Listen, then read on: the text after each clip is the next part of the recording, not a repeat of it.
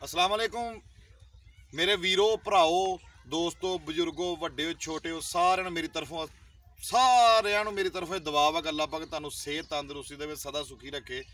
तो अज ना मेरा एक अनोखी दास्तान तुहानू दसनी है और मैं उन्होंने बंदियां दे विच कोल भी बैठा वां।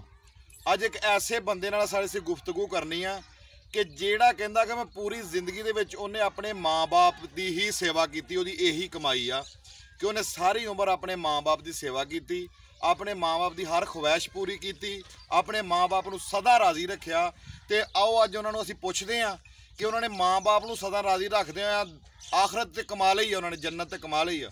लेकिन साडा ये मौकफ होएगा कि उन्होंने पुछदे हैं कि उन्होंने दुनिया ते रहण लई भी कोई उन्होंने फायदा उहदा मिलिया वा, उन्होंने कोई ऐसा इत्थे रिजल्ट मिलिया कि जिहड़ा उन्होंने इन्हां दे मन नूं रूह नूं सुकून होया होवे माँ बाप की सेवा करके की इन्होंने मिलिया वा। जिन्हां नाल चंद गल्लां असीं शेयर करांगे, इन्हां दीयां गल्लां सुणांगे इंशाअल्लाह ताला और फिर कोशिश करांगे कि असीं भी उस गल ते अमल कर सकीए।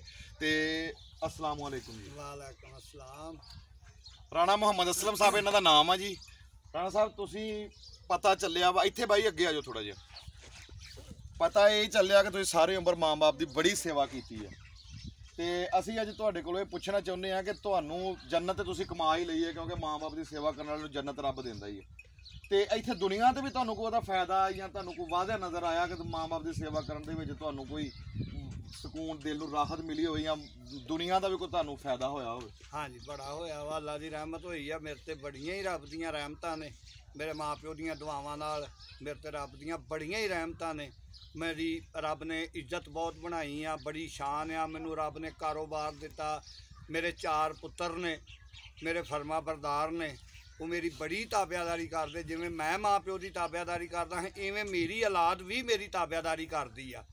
तो मेरे ते रब दियां रहमतां, मेरे को हर चीज़ दौलत रब ने दी है, मैनू रिजक दिता है, इज्जत बहुत दी आ, कारोबार दिता है। उस तो बाद सब तो आली शान गल है कि रब ने मैनू अपना घर विखाता मेरे माँ प्यो दियां दुआवां नाल। माशाअल्लाह जी। ते हर चीज़ रब ने दी है। तो मैं यही कहांगा कि वो खुशकिस्मत लोग ने जिहड़े जिन्हां दा माँ प्यो जींदा है, जिंदा है, कोल आ, हयात आ, वो अपने माँ प्यो की सेवा करन, ताबियादारी करन, तो इंशाअल्लाह उन्होंने कमी किसी चीज़ की नहीं होगी।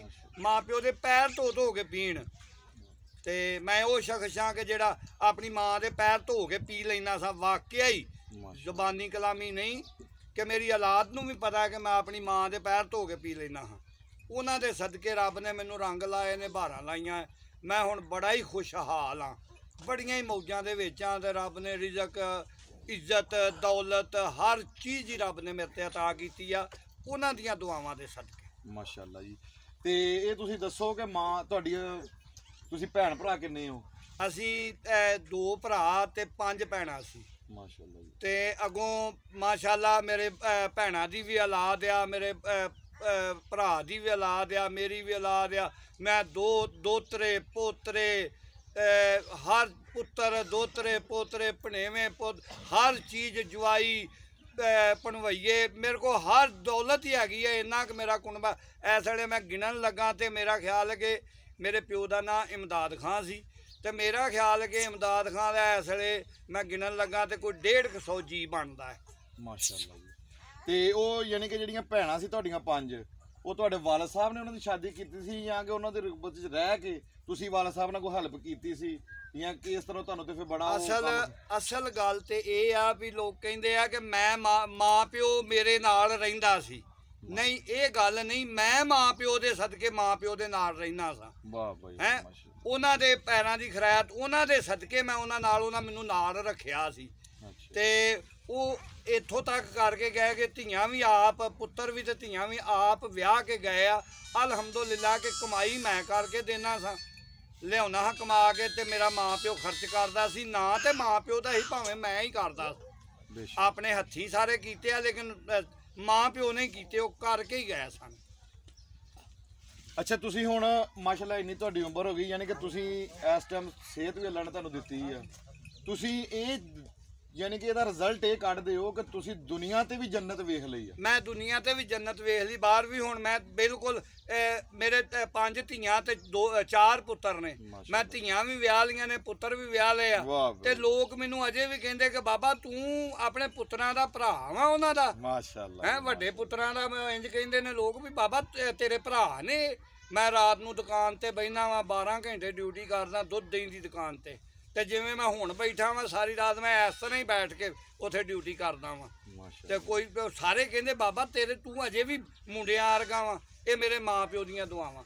ਯਾਨੀ ਕਿ ਤੁਸੀਂ ਹਰ ਕ੍ਰੈਡਿਟ ਜਿਹੜਾ ਵੀ ਕੋਈ ਤੁਹਾਨੂੰ ਕਾਮਯਾਬੀ ਮਿਲਦੀ ਆ ਉਹ ਮਾਂ ਪਿਓ ਦੇ ਸਦਕੇ ਹੀ ਆ। ਔਰ ਨਾਲੇ ਤੁਸੀਂ ਅੱਗੇ ਦੱਸ ਰਹੇ ਸੀ ਜਿਸ ਤਰ੍ਹਾਂ ਕਿ ਮੈਂ ਜਿਹੜੇ ਵੀ ਕੰਮ ਨੂੰ ਹੱਥ ਪਾਇਆ ਵਾ ਤੇ ਮੇਰਾ ਯਾਨੀ ਕਿ ਉਹ ਇਦਾਂ ਹੀ ਹੋਇਆ ਕਿ ਜਿਸ ਤਰ੍ਹਾਂ ਕੰਮ ਪਹਿਲਾਂ ਹੀ ਹੋਇਆ ਹੀ ਪਿਆ ਸੀ। ਪੂਰੀ ਜ਼ਿੰਦਗੀ ਮੈਨੂੰ ਕਿਸੇ ਕੰਮ ਦੇ ਵਿੱਚ ਹਾਰ ਨਹੀਂ, ਕਿਸੇ ਮੈਦਾਨ 'ਚ ਹਾਰ ਨਹੀਂ ਆਈ। ਮੈਂ ਜ਼ਮੀਨ 'ਚ ਮਾਲ ਡੰਗਰ 'ਚ ਮੇਰੇ ਜ਼ਮੀਨ ਦੇ ਕੇਸ ਸੀ, ਕੇਸਾਂ 'ਚ ਵੀ ਹਰ ਥਾਂ ਤੇ ਮੈਨੂੰ ਕਿਸੇ ਮੈਦਾਨ 'ਚ ਹਾਰ ਨਹੀਂ। ਜਿੱਥੇ ਵੀ ਗਿਆ ਮੈਨੂੰ ਰੱਬ ਨੇ ਮੇਰੀ ਇੱਜ਼ਤ ਬਣਾਈ ਆ, ਮੇਰਾ ਸਿਰ ਉੱਚਾ ਕੀਤਾ। ਮਾਸ਼ਾਅੱਲਾ। ਯਾਨੀ ਕਿ ਇਹ ਕੋਈ ਵੀ ਤੁਹਾਨੂੰ ਕਾਮਯਾਬੀ ਮਿਲਦੀ ਤੁਸੀਂ ਅਜੇ ਵੀ ਉਹ ਮਾਂ-ਬਾਪ ਦੀ ਦੁਆ ਦਾ ਸਦਕਾ ਹੀ ਸਮਝਦੇ। ਮੈਂ ਅਜੇ ਵੀ ਮਾਂ ਪਿਓ ਦੇ ਜਾ ਕੇ ਕਬਰ ਤੇ ਬਹਿਣਾ ਵਾਂ, ਦੁਆ ਕਰਦਾ ਤੇ ਝੁੰਮਦਾ ਵੀ ਆ। ਬਾਪ ਦੀ ਕਬਰ ਨੂੰ ਸਰਾਣੇ ਵੱਲੋਂ ਚੁੰਮਦਾ ਹੈ, ਮਾਂ ਦੀ ਕਬਰ ਨੂੰ ਕਦਮਾਂ ਵੱਲੋਂ ਚੁੰਮਦਾ ਵਾਂ। ਮਾਸ਼ਾਅੱਲਾ ਜੀ। ਯਾਨੀ ਕਿ ਤੁਸੀਂ ਅੱਜ ਵੀ ਉਹਨਾਂ ਦੀਆਂ ਕਹਿ ਲਓ ਕਿ ਦੁਆਵਾਂ ਹੀ ਲੈ ਕੇ ਤੁਰਦੇ ਹੋ ਤੇ ਅੱਲਾਹ ਪਾਕ ਨੇ ਬੜੀਆਂ ਰਹਿਮਤਾਂ। ਲਓ ਦੋਸਤੋ, ਇਹ ਅੱਜ ਦੀ ਵੀਡੀਓ ਬਹੁਤ ਜ਼ਿਆਦਾ ਕੀਮਤੀ ਆ।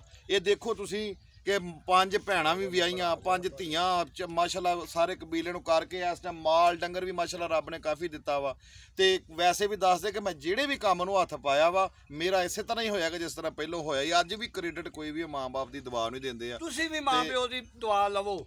ਇਹ ਇਹਨਾਂ ਦੀ ਤੁਹਾਨੂੰ ਪੈਗਾਮ ਵੀ ਆ ਕਿ ਜਿਹੜੇ ਜਿਨ੍ਹਾਂ ਦੇ ਕੋਲ ਮਾਂ-ਬਾਪ ਸਲਾਮਤ ਆ ਉਹਨਾਂ ਦੀ ਸੇਵਾ ਕਰੋ, ਉਹਨਾਂ ਦੀਆਂ ਦੁਆਵਾਂ ਲਵੋ। ਤੇ ਦੋਸਤੋ ਮੇਰੇ ਚੈਨਲ ਨੂੰ ਵੇਖਣ ਵਾਲੇ ਨਵੇਂ ਦੋਸਤ ਜਿਹੜੇ ਆ ਉਹ ਜ਼ਰੂਰ ਲਾਈਕ ਕਰੋ, ਸ਼ੇਅਰ ਕਰੋ ਔਰ ਇਦਾਂ ਦੀਆਂ ਗੱਲਾਂ ਤੁਸੀਂ ਵੀ ਆਪਣੇ ਆਪ ਤੇ ਅਪਣਾਓ।